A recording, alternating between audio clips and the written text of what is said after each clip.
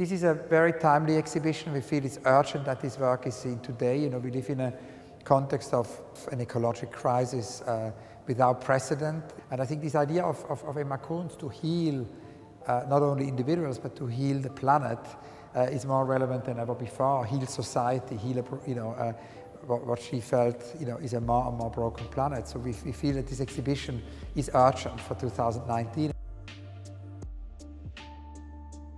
Emma Kunz considered herself very much as a healer and a researcher of nature. It's only perhaps now that we consider her much more in the context of art. In her life, in her late teens, she discovered her kind of gifts for extra perceptory senses, such as telepathy, and she started drawing in her school notebooks at that period.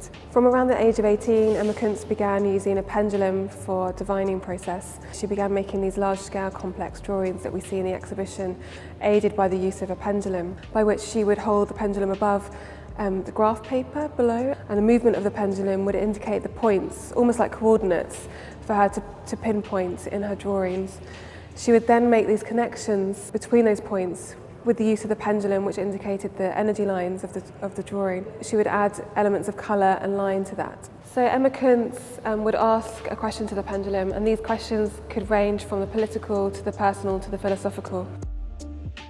Everything started somehow with Emma Kunz because I grew up in Switzerland.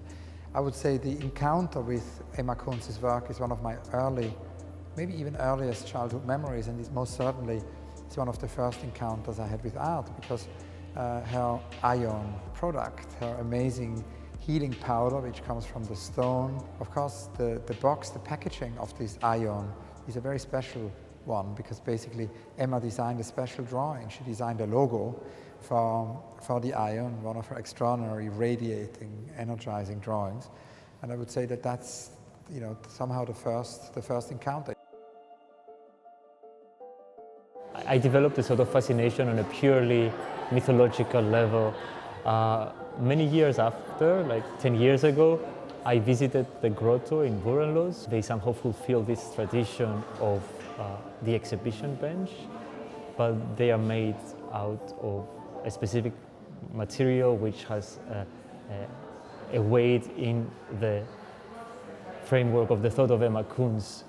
So they again go beyond the function of a pure bench, a simple bench, let's say. I understand them to have a strange position. They are somehow interrupted before becoming sculptures.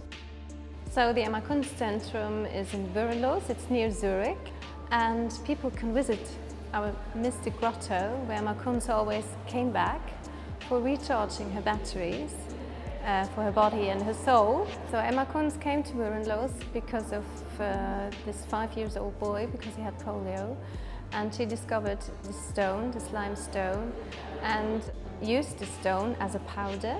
And 5-6 months later, this little boy could walk again because it was paralyzed. And then she asked that IONA should be available for mankind.